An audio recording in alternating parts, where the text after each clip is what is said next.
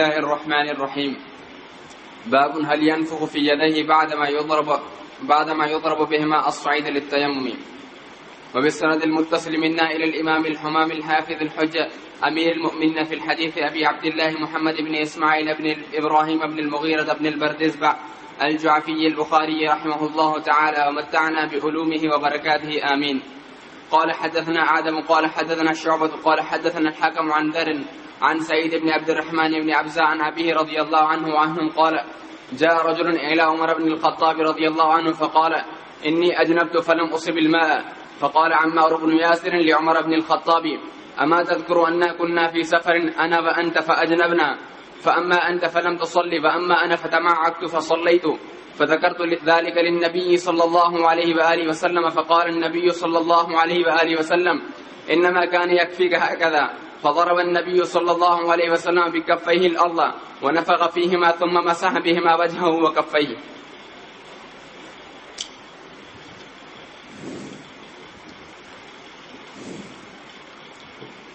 بسم الله الرحمن الرحيم. الحمد لله رب العالمين والصلاة والسلام على رسوله الكريم وعلى آله وأصحابه أجمعين. أما بعد،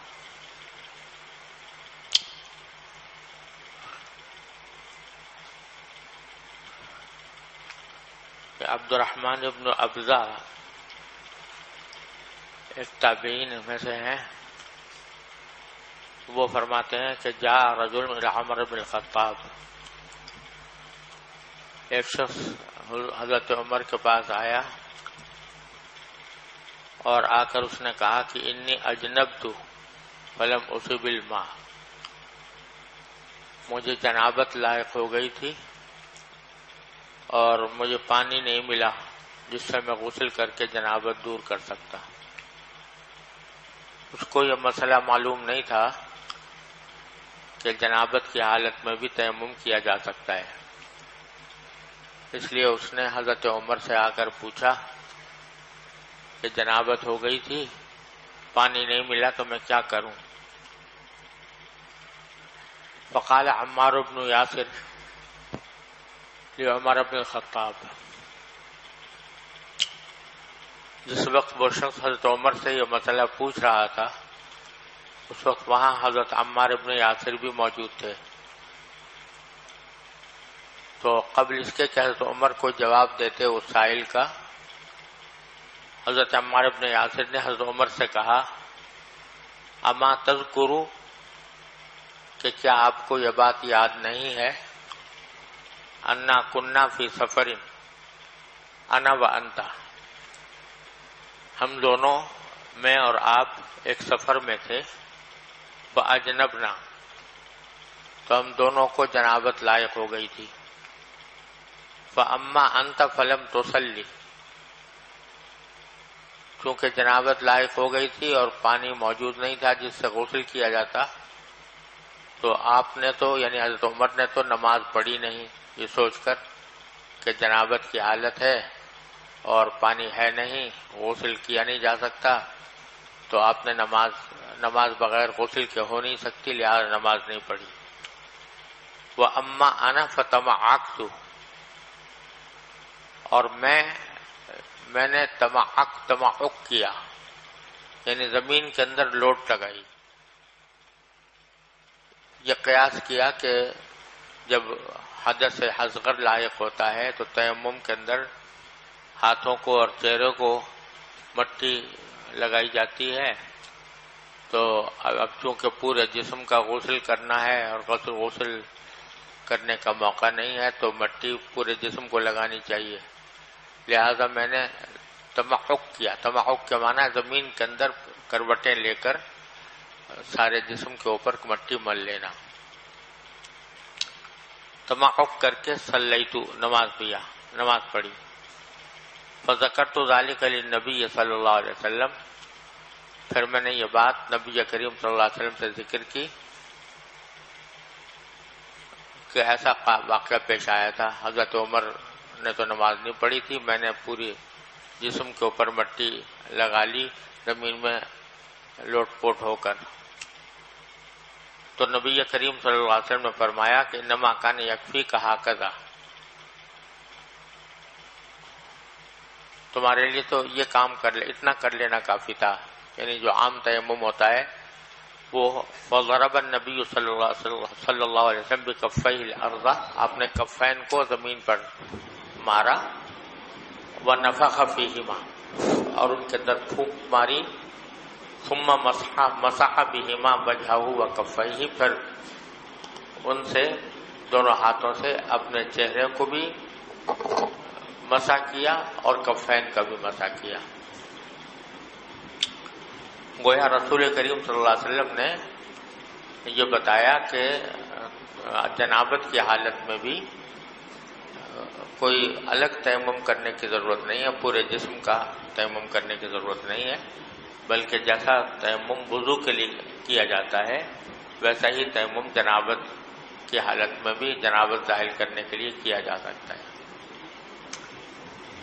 اس پر امام بخاری نے جو باب قائم کیا ہے وہ ہے هل ينفخ في يديه بعد ما يضرب بهما الصعيد للتيمم، کہ جب ہاتھ مٹی پر مارے جائیں اور پھر چہرے پر لگائے جائیں تو اس سے پہلے کیا اس کے اندر پھونک ماری جائے یا نہیں۔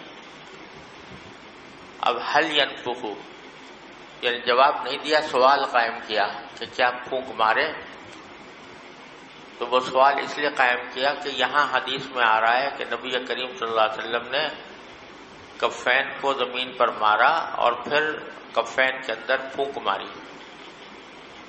اب یہ پھونک مارنے کے دو تشریحیں ہو سکتی ہیں پھونک مارنے کی۔ اس کی پھونک مارنے کی ایک وجہ تو یہ ہو سکتی ہے کہ یہ پھونک مارنا تیمم کا ایک حصہ ہو، اور مقصد یہ ہے کہ پھونک مارنے سے مقصود یہ ہے کہ زیادہ مٹی جو ہاتھ میں لگ گئی ہے اس کو اڑا دیا جائے، تاکہ چہرے کے اوپر جب لگے تو بہت زیادہ آدمی بھوت نہ بن جائے، تو اس کا چہرے کی تشویہ نہ ہو، چہرہ خراب نہ ہو۔ ایک وجہ تو یہ ہو سکتی ہے، اور دوسری وجہ یہ ہو سکتی ہے کہ یہاں اس وقت تیمم کرنا حضور اقدس صلی اللہ علیہ وسلم کا مقصود نہیں تھا، بلکہ محض ایک اشارہ کرنا تھا، تو اس واسطے چونکہ مقصود نہیں تھا تو اس واسطے آپ نے سوچا کہ مٹی کیوں لگائی جائے، طریقہ ہی بتانا مقصود ہے، اس لیے آپ نے پھونک مار دی۔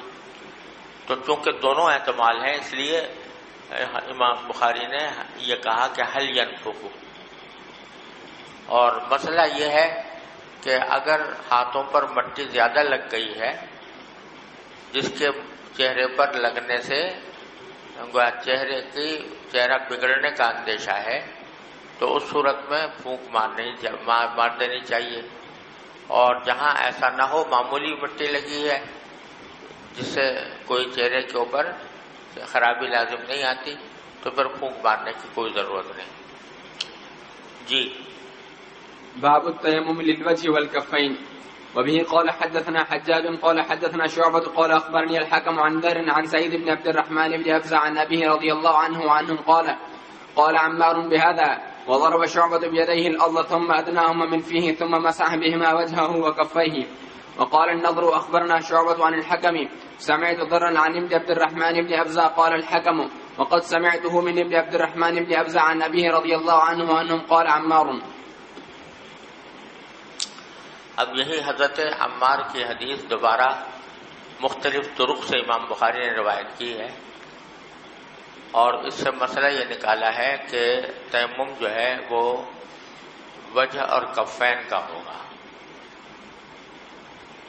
جو حدیث آپ نے ابھی پڑھی تو اس میں یہ آ رہا ہے کہ نبی کریم صلی اللہ علیہ وسلم نے زمین پر ہاتھ مارا ایک مرتبہ، اور پھر ان دونوں ہاتھوں سے انہی سے چہرے کا بھی مسح کیا اور کفین کا بھی مسح کیا۔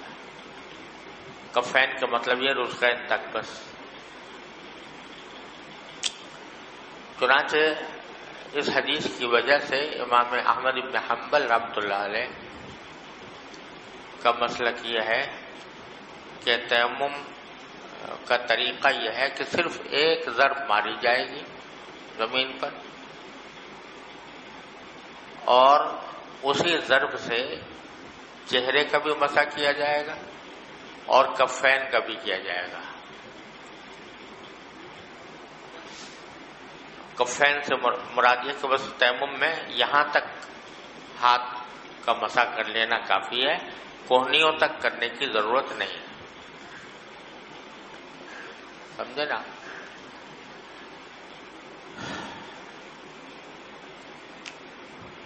اور امام بخاری رحمۃ اللہ علیہ نے بھی امام احمد بن حنبل کا ہی مسلک اختیار کیا ہے.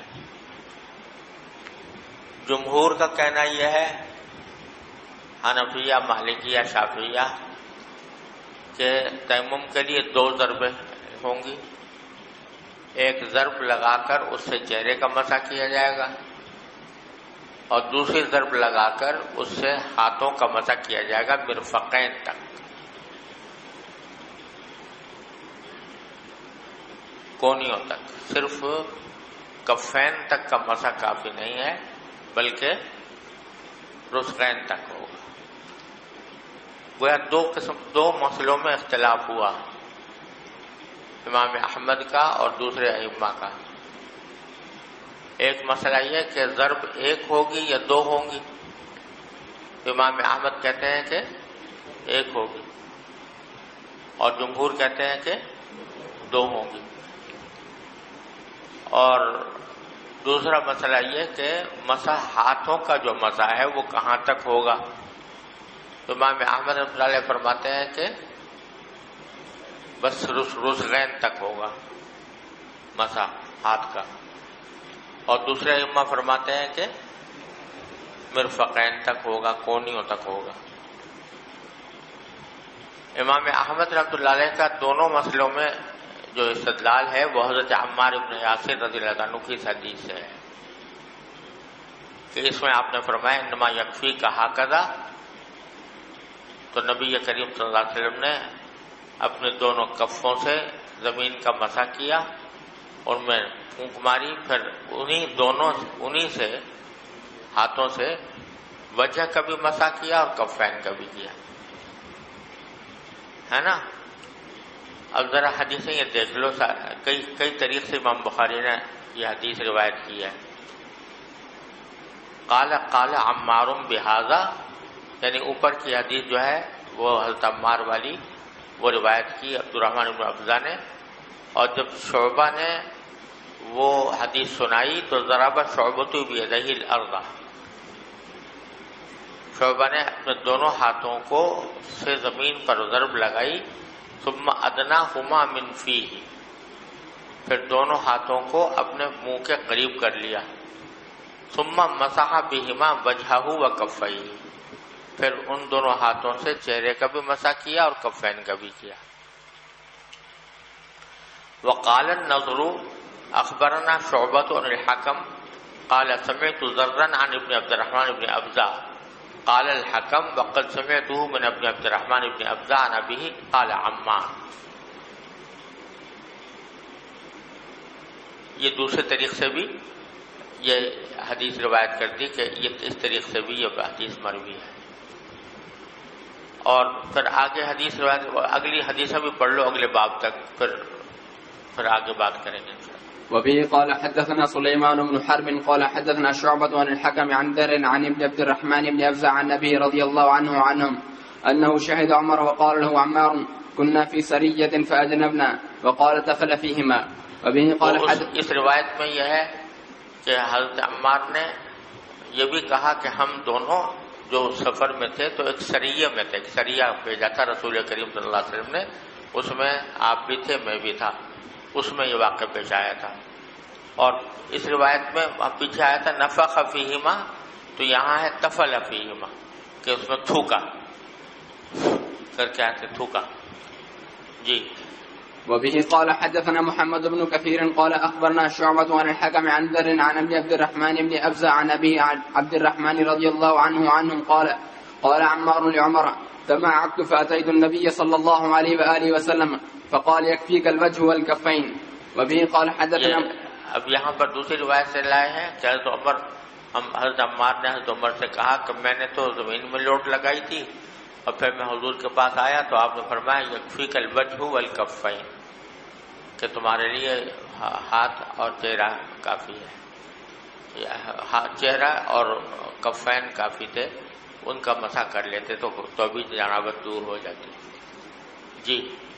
وبه قال حدثنا مسلم بن إبراهيم قال حدثنا شعبة عن الحكم عن ذر عن ابن عبد الرحمن بن أبزع عن عبد الرحمن رضي الله عنهم قال شهدت عمر قال له عمار وساق الحديث. وبه قال حدثنا محمد بن بشار قال حدثنا غندر قال حدثنا شعبة عن الحكم عن ذر عن ابن عبد الرحمن بن أبزع عن أبيه رضي الله عنهم قال عمار فضرب النبي صلى الله عليه وسلم بيده الأرض فمسح وجهه وكفيه. یہ ساری روایتیں عمار کی امام بخاری نے ذکر کی ہیں اور انہی روایتوں پر اکتفا کیا ہے کیونکہ یہی ان کا مستدل ہے اور یہی امام احمد بن حنبل کا مستدل ہے کہ ان سے وہ استدلال کرتے ہیں کہ ضرب ایک ہی ہوگی اور اس کے ذریعے مسح جو کیا جائے گا ہاتھوں کا وہ کفین تک ہوگا، رسغین تک ہوگا، مرفقین تک نہیں ہوگا. امام احمد بن حنبل اور امام بخاری نے اس حدیث کی بنا پر جو یہ بات کہی ہے یہ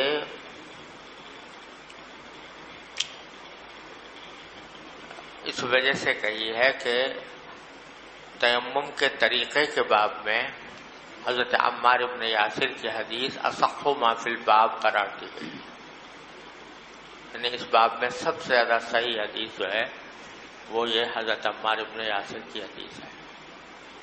اس پر اتفاق ہے سب کا کہ اصح ما فی الباب ہے. لیکن حنفیہ، شافعیہ، مالکیہ جو کہتے ہیں کہ 2 ضرب ہوں گی اور 2 ضربیں ہوں گی اور ہاتھوں کا مسح مرفقین تک ہوگا، تو وہ متعدد صحابہ سے کچھ حدیثیں مروی ہیں جن میں نبی کریم صلی اللہ علیہ وسلم کا یہ ارشاد منقول ہے کہ التیمم ضربتان، ضربۃ للوجہ و ضربۃ للذراعین بعض روایتوں میں آیا ہے اور بعض روایتوں میں ضربۃ للیدین الی المرفقین آیا، بالکل صاف صاف. اور یہ حدیث متعدد صحابہ کرام سے مروی ہے. درس ترمذی میں نے وہ ساری حدیثیں ذکر کر دی ہیں، اگرچہ وہ حدیثیں صحیح بخاری میں نہیں ہیں، بخاری کی شرط پر نہیں تھی، اس واسطے وہ نہیں لائے. اس لیے جو لوگ غیر مقلد ہیں یا اپنے آپ کو سلفی کہتے ہیں تو وہ یہ کہتے ہیں کہ بس جی بخاری میں تو ہے نہیں، یہ جو حدیث بخاری میں نہیں ہے تو وہ گویا ان کے ہاں معتبر ہی نہیں ہے. حالانکہ حدیث کے معتبر ہونے کے لیے یہ کوئی معیار نہیں ہے کہ وہ بخاری میں ہے یا نہیں ہے. اصل معیار کیا ہے کہ اس کی اسناد صحیح ہے یا نہیں، قابل استدلال ہے یا نہیں. تو جو حدیثیں حنفیہ نے یا مالکیہ شافعیہ نے پیش کی ہیں وہ بھی سندن قابل استدلال ہیں اور ان کو جو فوقیت حاصل ہے اس میں کوئی شک نہیں کہ صحت اسناد کے لحاظ سے یہ حدیث سب سے زیادہ صحیح ہے، حضرت عمار بن یاسر رضی اللہ عنہ کی حدیث، اس میں کوئی شک نہیں. لیکن بعض دوسری حیثیتوں سے ان حدیثوں کو فوقیت حاصل ہے.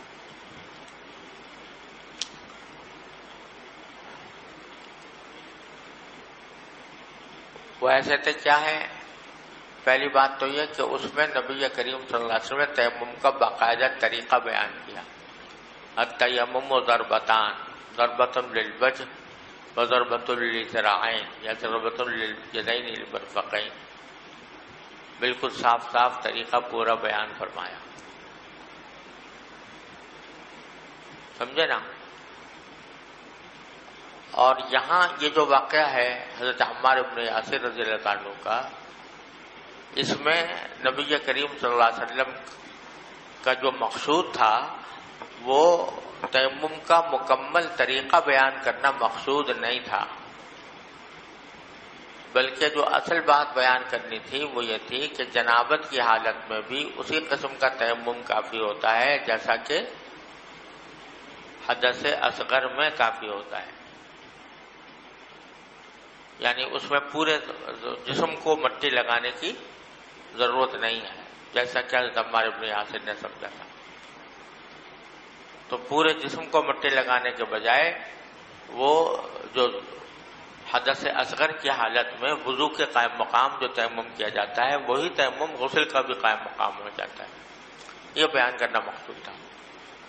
تو لہذا مقصود جو تھا پورا طریقہ بیان کرنا نہیں، اشارہ کرنا تھا، بھئی اتنا کافی تھا، یہ کر لیتے۔ اب اس میں پورا طریقہ بیان کرنا مقصود نہیں، بخلاف اس روایت کے جس میں یہ فرمایا گیا کہ تیمم ضربتان، ضربۃ للوجہ و ضربۃ للذراعین، وہ اس میں پورا طریقہ بیان کرنا مقصود ہے۔ لہذا ان روایتوں کو جو فوقیت حاصل ہے وہ اس لحاظ سے ہے کہ اس میں تیمم کا مکمل طریقہ بیان کرنا مقصود ہے، بخلاف حضرت عمار کی حدیث کے کہ اس میں پورا طریقہ بیان کرنا مقصود نہیں۔ اب یہ ایسا ہی ہے جیسے کہ ایک مرتبہ کسی نے غسل کا طریقہ پوچھا تو آپ نے فرمایا انما یکفیک تحصی علی رأسک ثلاث حثیات، تمہارے لیے یہ کافی ہے کہ تم سر کے اوپر 3 مٹھیاں پانی کی ڈال لو۔ اب یہ مطلب نہیں ہے کہ صرف سر پر پانی ڈالنے سے غسل ہو جاتا ہے، پورے بدن کو دھونا ضروری نہیں، وہاں محض اشارہ کرنا مقصود، سمجھے نا، اشارہ کرنا مقصود تھا، تو اس لیے وہاں پر پورا طریقہ بیان نہیں کیا غسل کا۔ ایسے ہی یہاں پر بھی اشارہ کرنا مقصود تھا اور اس سے پورا طریقہ بیان کرنا مقصود نہیں تھا۔ اس واسطے اس حدیث سے اس وجہ سے اس حدیث کو پر عمل کرنے کے مقابلے میں وہ حدیث زیادہ قابل عمل ہے جس میں پورا طریقہ بیان کیا گیا۔ سمجھ میں آ گئی؟ دوسری وجہ یہ ہے فوقیت کی کہ وہ مثبت زیادت ہے، یعنی اس میں تو صرف ایک ضرب کا ذکر ہے، اس میں 2 ضربوں کا ذکر ہے، تو وہ زیادتی بیان کر رہی ہے۔ اس میں مسح کی حد کفین تک بیان کی گئی ہے اور اس میں مسح کی حد ذراعین تک، مرفقین تک بیان کی گئی ہے، تو وہ مثبت زیادت ہے۔ اور یہ بات طے ہے کہ جو حدیث کوئی زیادتی بیان کر رہی ہو اس کو زیادہ فوقیت حاصل ہوتی ہے اس حدیث پر جو زیادتی بیان نہ کر رہی ہو، تو اس وجہ سے ان کو فوقیت جمہور کے نزدیک حاصل ہے۔ سمجھ گئے بھائی؟ جی۔ بسم اللہ الرحمن الرحیم۔ باب الصعيد الطيب وضوء المسلم يكفيه من الماء، وقال الحسن يجزئه التيمم ما لم يحدث. أما ابن عباس رضي الله عنهما وهو متيمم، وقال يحيى بن سعيد لا بأس بالصلاة على السبقة والتيمم بها. بالسند المتصل منا إلى الإمام البخاري رحمه الله تعالى قال حدثنا مسدد قال حدثنا يحيى بن سعيد قال حدثنا عوف قال حدثنا أبو رجاء عن عمران رضي الله عنه وعنهم قال كنا في سفر مع النبي صلى الله عليه وسلم وإنا أسرينا حتى كنا في آخر الليل، وكان وقعة لا وقعة أحلى عند المسافر منها، فما أيقظنا إلا حر الشمس، وكان أول من استيقظ فلان ثم فلان ثم فلان يسميهم أبو رجاء فنسي عوف، ثم عمر بن الخطاب رضي الله عنه الرابع. وكان النبي صلى الله عليه وسلم إذا نام لم نوقظه حتى يكون هو يستيقظ، لأن لا ندري ما يحدث له في نومه. فلما استيقظ عمر ورأى ما أصاب الناس وكان رجلا جليدا فكبر ورفع صوته بالتكبير، فما زال يكبر ويرفع صوته بالتكبير حتى استيقظ لصوته النبي صلى الله عليه وسلم.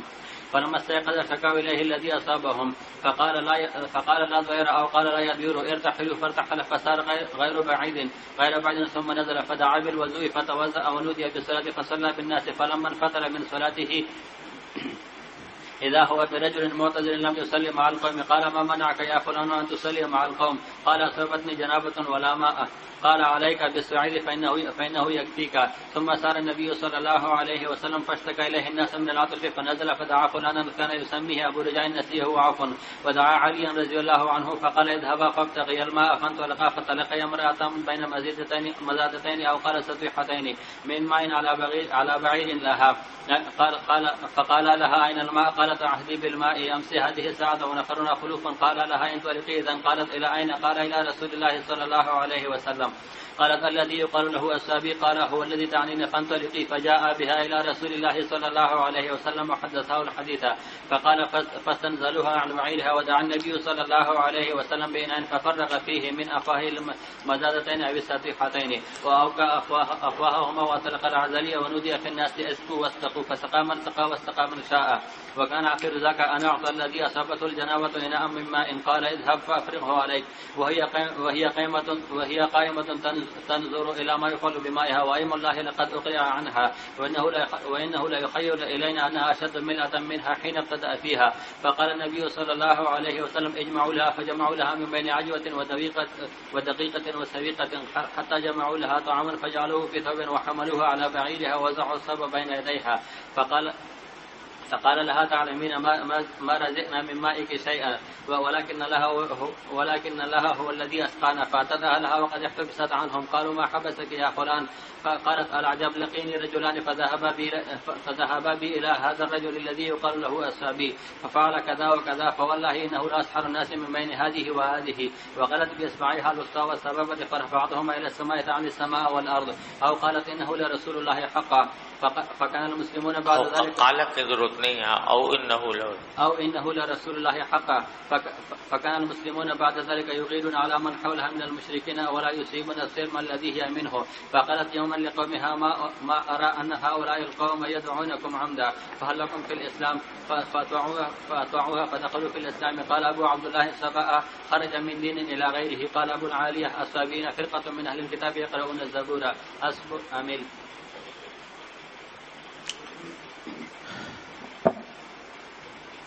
یہ ترجمۃ الباب ہے کہ الصعید الطیب وضوء المسلم یکفیہ من الماء،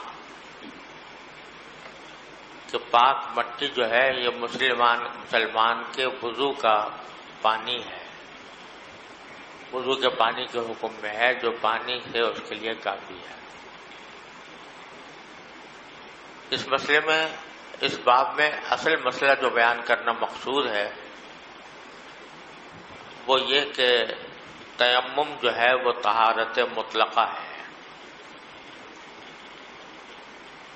یہ مسئلہ امام شافعی اور امام حنیفہ کے درمیان مختلف بھی ہے کہ تیمم طہارت مطلقہ ہے یا طہارت ضروریہ ہے۔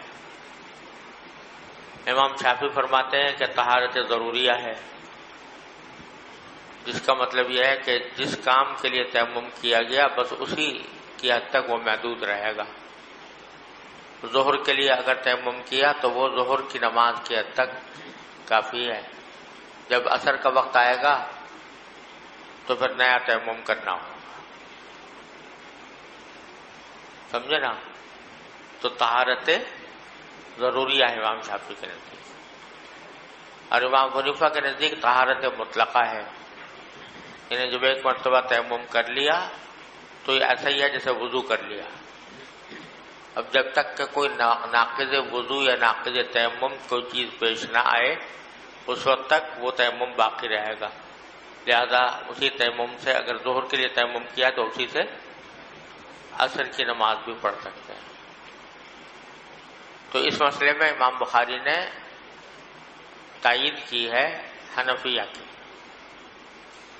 اور کہا ہے کہ یہ طہارت مطلقہ ہے نہ کہ طہارت ضروریہ۔ چنانچہ پہلے تو کہا الصعید الطیب وضوء المسلم یکفیہ من الماء، وہ ماء کے قائم مقام ہے پوری طرح،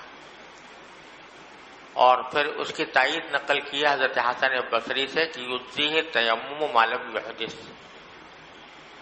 یعنی آدمی کو تیمم کافی ہے جب تک کہ اس کو حدث لاحق نہ ہو، سمجھ گئے؟ حسن بصری رحمۃ اللہ علیہ کا جو یہ قول پیش کیا ہے یہ تیمم کے طہارت مطلقہ ہونے کی بنیاد پر پیش کیا ہے. سمجھے نا کہ وہ کافی ہوگا جب تک کہ حدث لاحق نہیں ہوتا. نیا وقت آنے سے نیا تیمم کرنے کی ضرورت نہیں. سمجھ گئے نا. اور اس سے ایک اور مسئلے کی طرف بھی اشارہ ہو سکتا ہے واللہ عالم. وہ یہ کہ حنفیہ کے نزدیک ویسے تو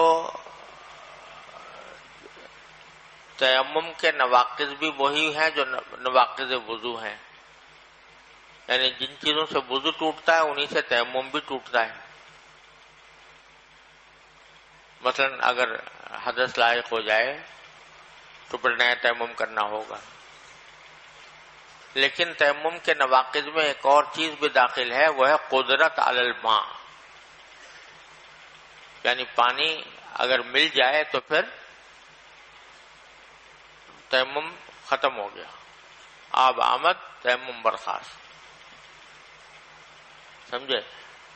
تو تیمم اس وقت تک کیا جا سکتا ہے جب تک کہ پانی موجود نہ ہو یا پانی کے استعمال پر قدرت نہ ہو. لیکن جب پانی کے استعمال پر قدرت ہو گئی تو تیمم ختم ہو گیا. لہذا فرض کرو کہ ظہر کی نماز پڑھ لی تھی تیمم کر کے، عصر کا وقت آیا تو کوئی اور حدث لاحق نہیں ہوا لیکن پانی مل گیا، تو اب کیا کرنا ہوگا؟ وضو ہی کرنا ہوگا. لیکن امام احمد بن حنبل رحمۃ اللہ علیہ سے ایک روایت یہ ہے کہ نہیں، پانی ملنے کے باوجود تیمم باقی ہے.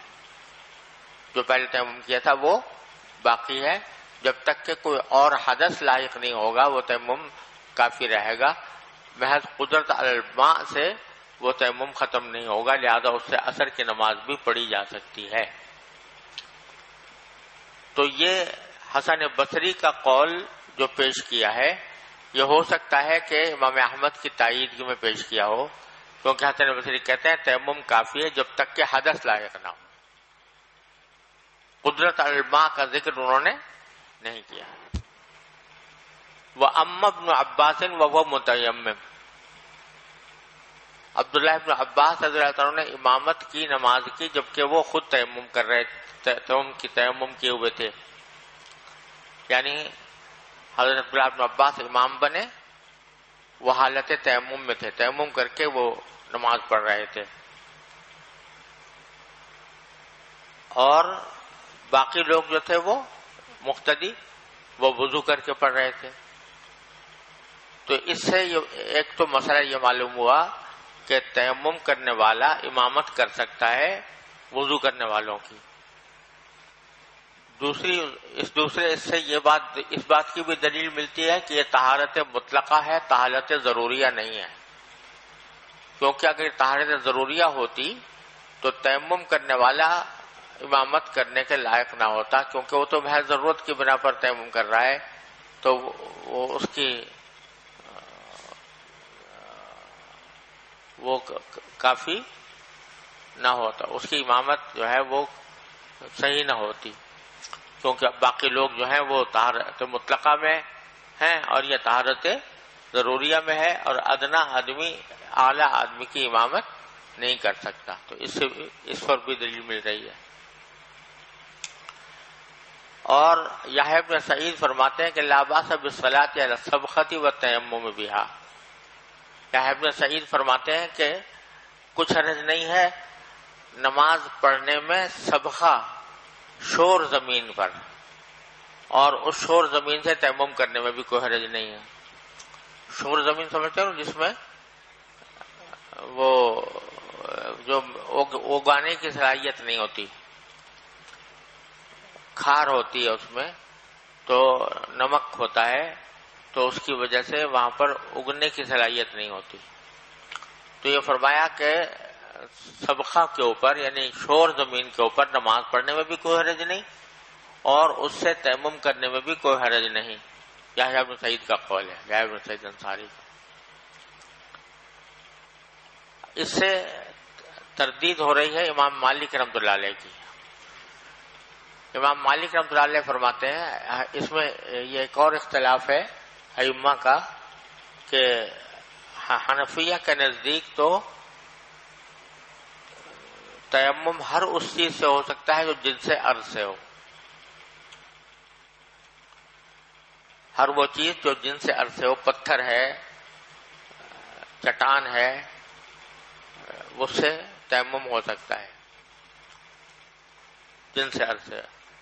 امام مالک کے نزدیک غبار ہونا ضروری ہے تیمم کے لیے، محض جنس ارض سے ہونا کافی نہیں ہے.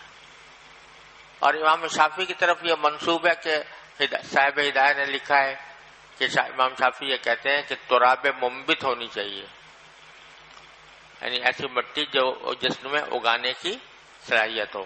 اگرچہ امام شافعی کی طرف اس کی نسبت صاحب ہدایہ نے کر دی ہے، اس واسطے مشہور ہو گئی ہے، لیکن حقیقت یہ ہے کہ یہ قول ہے نہیں امام شافعی کا کہ منبت ہونا ضروری ہے. علامہ نووی نے اس کی تردید کی ہے. تو لیکن امام مالک یہ ضرور کہتے ہیں کہ غبار ہونا چاہیے. اب سبخہ کے اوپر تیمم کرنے سے غبار تو حاصل نہیں ہوتا، تو اور وہ منبت بھی نہیں ہوتی وہ مٹی، لیکن اس سے تیمم کرنے کو جائز قرار دیا یا حافظ سعید رحمۃ اللہ علیہ نے. تو اس سے اس بات پر استدلال ہو گیا کہ جن سے عرض سے ہو تو اس سے تیمم ہو سکتا ہے. گویا اس مسئلے میں بھی امام بخاری نے حنفیہ کی تائید کی کہ ہر اس چیز سے تیمم جائز ہے جو کہ جن سے عرض سے ہو. اسی وجہ سے سبخہ سے بھی تیمم ہو سکتا ہے.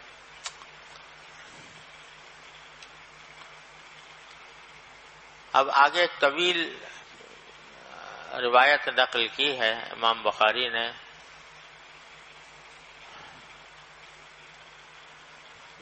طویل واقعہ ذکر کیا ہے. به قال حدثنا مسدد قال حدثنا يحيى بن سعيد قال حدثنا عوف قال حدثنا ابو رجاء عن عمران ابن حسین رضی اللہ تعالیٰ عنہ اس حدیث کے راوی ہیں. وہ واقعہ بتا رہے ہیں کہ ہم ایک سفر میں ساتھ تھے نبی کریم صلی اللہ علیہ وسلم کے. وَإِنَّا أَسْرَيْنَا، اور ہم رات کے وقت میں چلے. اسرا یسری اسران کا رات کے وقت میں چلنا. حتیٰ کننا فی آخر اللیل، یہاں تک کہ رات کا آخری حصہ آ گیا. تو وقعنا وقعتن، تو ہم لیٹ گئے.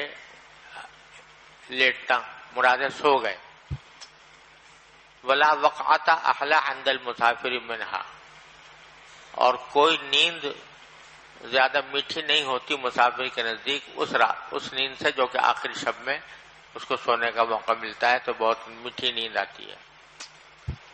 فما ایقظنا الا حر الشمس، تو ہمیں بیدار نہیں کیا مگر سورج کی گرمی نے.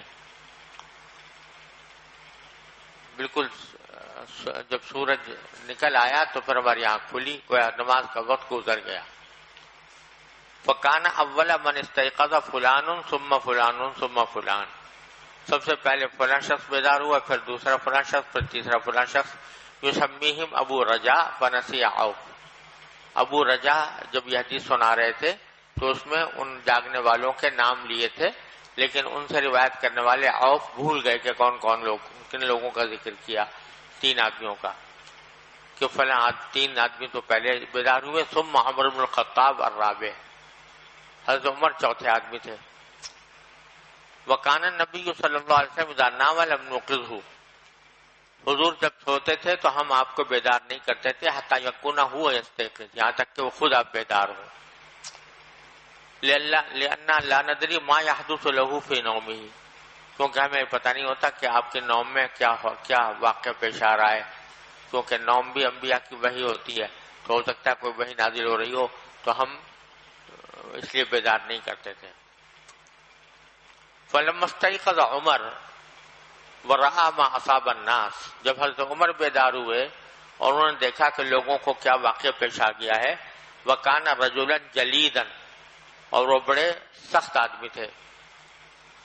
تو فکبرا، تو انہوں نے تکبیر اللہ اکبر تکبیر کہی. ورفع صوته بالتکبیر، فما زال یکبر ویرفع صوتہ بالتکبیر، مسلسل وہ تکبیر کہتے رہے بلند آواز سے، حتی استیقظ لصوتہ النبی صلی اللہ علیہ وسلم، یہاں تک کہ ان کی آواز سے نبی کریم صلی اللہ علیہ وسلم بیدار ہوئے۔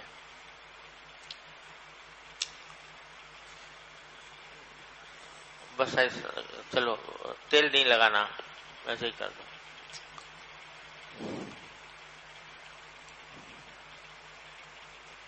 یہاں یہ سوال پیدا ہوتا ہے بسا اوقات کہ پیچھے گزرا ہے کہ تنام عینہ ولا ینام قلبہ حضور کے بارے میں، تو پھر یہاں ایسی غفلت کیسے طاری ہو گئی کہ نماز کا وقت بھی گزر گیا؟ اس کے مختلف جوابات لوگوں نے دیے ہیں، لیکن میرے نزدیک صحیح جواب یہ ہے کہ یہ تو بات صحیح ہے کہ تنام عینہ ولا ینام قلبہ عام حالات میں ایسا ہی ہوتا تھا، لیکن اس وقت اللہ تعالیٰ کو تکوینی طور پر بہت سے احکام عملاً ظاہر کرنے تھے، تو اس وقت آپ کے اوپر نیند ایسی طاری کی گئی کہ جس سے آپ کو پتہ نہیں چلا کہ نماز کا وقت گزر گیا۔ گویا یہ کہ استثنائی صورت ہے، سمجھ گئے؟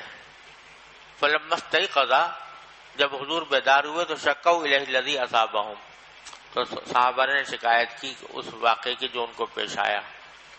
فقال لا ضیر، تو آپ نے فرمایا کوئی نقصان نہیں، او قال لا یضیر، یا یہ فرمایا کہ اس سے کوئی نقصان نہیں ہوگا۔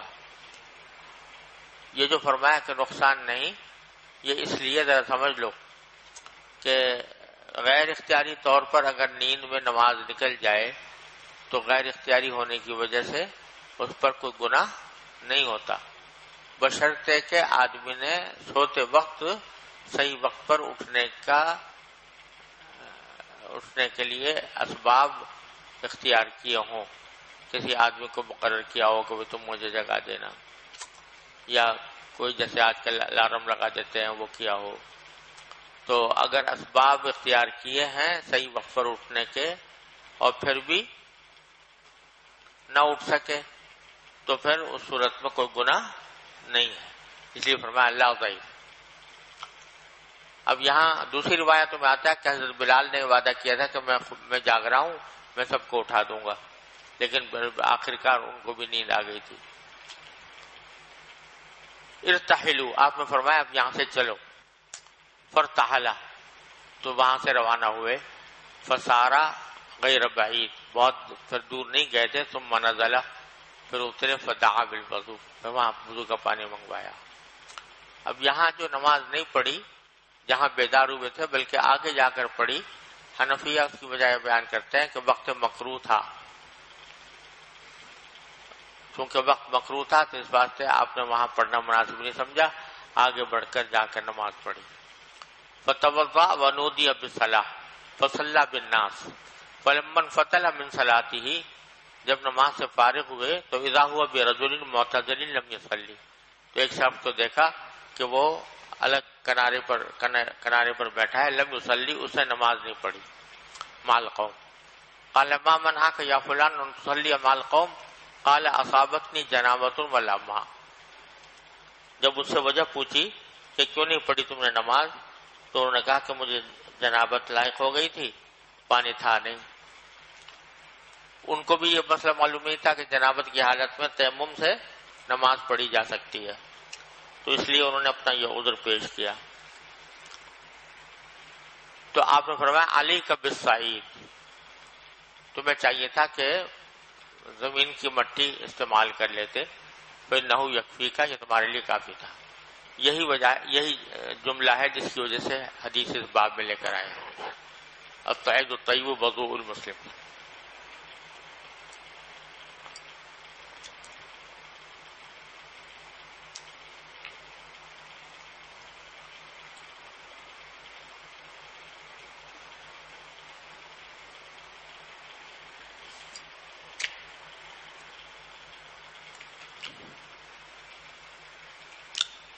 ثم سار النبی صلی اللہ علیہ وسلم، پھر حضور اور آگے چلے، فاشتکا الیہ الناس من العطش، تو لوگوں نے پیاس کی شکایت کی. فنزل، تو آپ اترے. فدعا فلانا، تو کسی کو بلایا.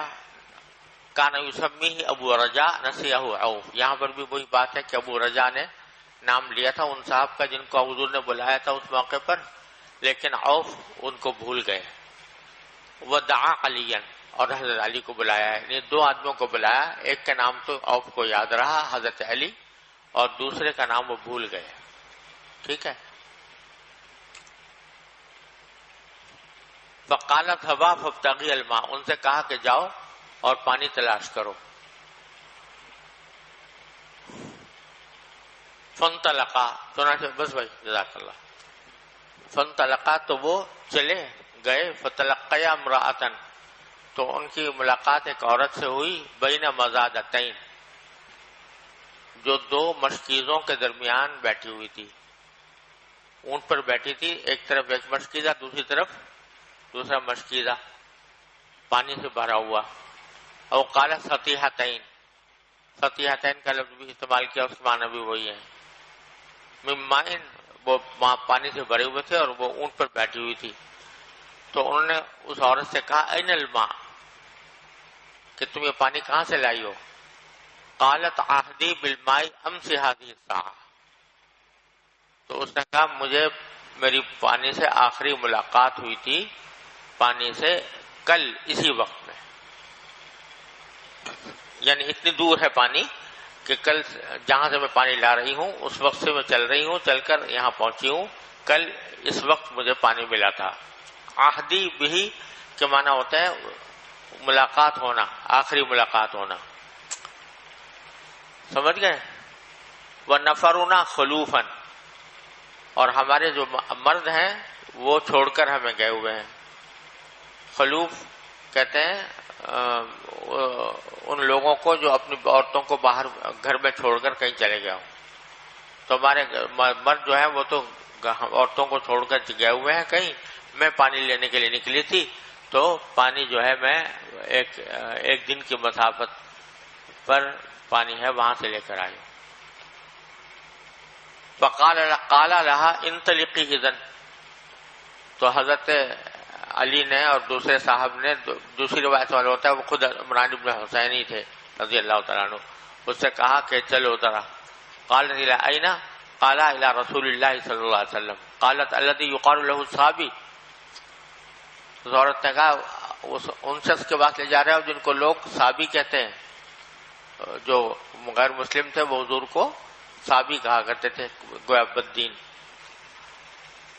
قالا هو الذی تعنینا، تو انہوں نے کہا ہاں وہی ہیں جن کو تم مراد لے رہی ہو، انہی کے پاس لے جائیں گے.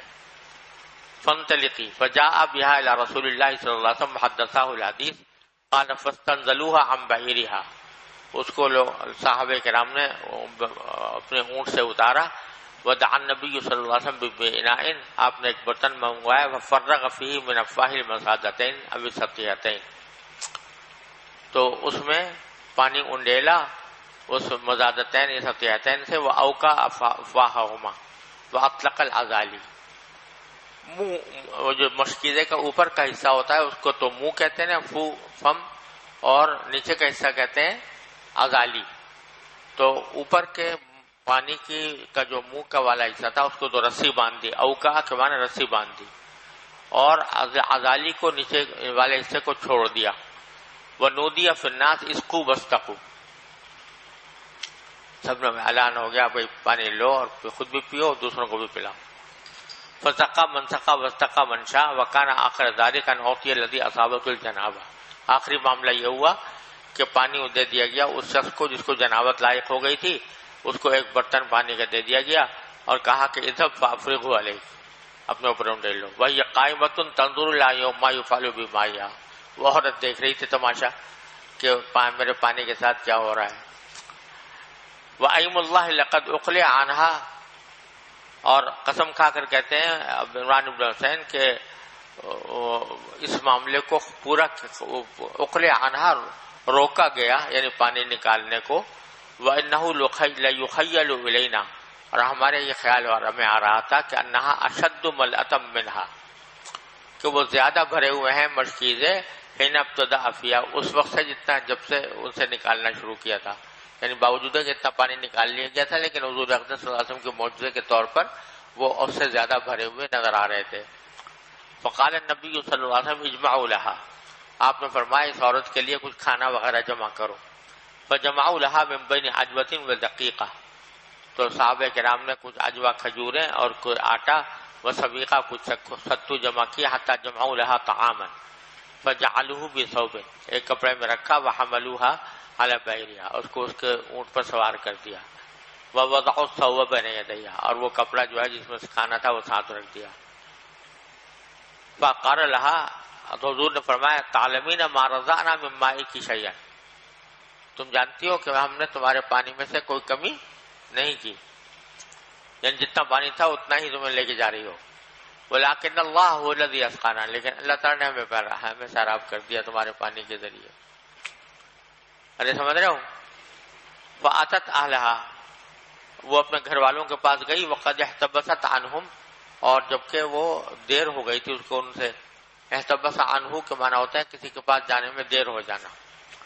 قالوا ما حبسک یا فلانہ، لوگوں نے پوچھا کس چیز نے تمہیں دیر لگائی اے فلانہ؟ قالت العجب، اس نے کہا جی بس جو کچھ کہہ نہیں سکتی، تعجب ہی تعجب ہے۔ لقیانی رجلان فذهبا بی الی هذا الرجل الذي يقال له الصحابی، دو آدمی ملے تھے، وہ مجھے اس شخص کے پاس لے گیا جس کو صحابی کہا جاتا ہے، ففعل كذا وكذا فوالله انه لاسحر الناس من بين هذه وهذه، اللہ کی قسم وہ ساری لوگوں میں سب سے بڑا جادوگر ہے، من بین هذه وهذه، آسمان اور زمین کی طرف اشارہ کر کے، اس آسمان اور زمین کے درمیان سب سے زیادہ بڑا جادوگر ہے وہ جس کے پاس مجھے لے گئے تھے۔ وقالت باصبعها الوسطى والسبابہ، وسطی اور سبابہ سے اشارہ کر کے اس نے کہا کہ اوپر سے نیچے تک۔ فرفعتهما الى السماء تعني السماء والارض او انه لرسول الله حقا، یا تو وہ سب سے بڑا جادوگر ہے یا سچا رسول ہے اللہ کا۔ وكان المسلمون بعد يغيرون على من حولها من المشركين، اس کے بعد مسلمان جو ہیں وہ یلغار کرتے تھے اس عورت کے ارد گرد جو مشرکین آباد تھے ان کے اوپر، ولا یصیبون الصرم الذی ہی منہ، اور اس بستی پر نہیں حملہ کرتے تھے جس میں یہ عورت موجود تھی۔ صرم بستی کو کہتے ہیں، چھوٹی سی بستی جس میں چند گھر ہوں، تو جس میں عورت رہتی تھی اس کے اوپر حملہ نہیں کرتے تھے، باقی آس پاس کے بستیوں پر کرتے تھے۔ فقالت یوما لقومها، تو ایک دن اپنے قوم سے اس نے کہا کہ ما ارى ان هؤلاء القوم قد يدعونكم عمدا، میرا خیال یہ ہے کہ یہ لوگ جو ہیں تمہیں چھوڑتے ہیں جان بوجھ کر، تمہارے اوپر حملہ نہیں کرتے۔ فهل لكم في الاسلام، تو کیا تمہیں رغبت ہے اسلام لانے میں؟ فاطاعوها فدخلوا في الاسلام، سب کے سب اسلام میں داخل ہو گئے۔ اب امام بخاری نے سبا کی تشریح کر دی، صحابی آیا تھا نا، سبا خرج من دین الى غیرہ، وقال ابو العالیہ الصابئین فرقۃ من اہل الکتاب یقرؤون الزبور، ابو العالیہ نے صحابی کی تفسیر یہ کیا قرآن کریم میں جو آیا ہے کہ زبور پڑھنے والے اہل کتاب ہیں۔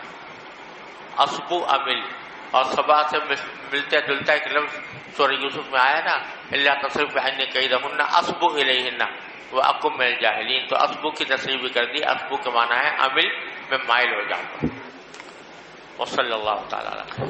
استاد جی، ہاں استاد جی آپ نے فرمایا حدیث عمار اصح شیء فی هذا الباب ہے، ہاں جی، لیکن امام ترمذی اسی حدیث کے بارے میں فرماتے ہیں فضاعف بعض اہل العلم حدیث عمار عن النبی صلی اللہ علیہ وسلم فی التیمم للوجه والکفین لما روی عنه حدیث المناکب والآباد۔ یہ ٹھیک ہے، لیکن سند کے اعتبار سے میں نے بتلایا، لیکن متن میں اضطراب ہے، متن کے اندر اضطراب ہے کہ بعض جگہ مناقب و آباد تک کا بھی ذکر آیا ہے، لیکن وہ پھر بعد میں لوگوں نے تذریح کر دی ہے۔ جی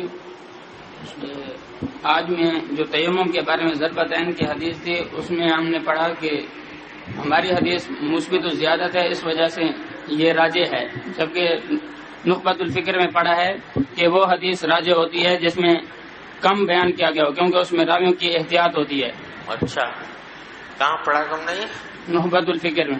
جی، نخبۃ الفکر میں نہیں، جہاں دونوں ثقہ ہوں تو پھر مثبت زیادت راجح ہوتی ہے.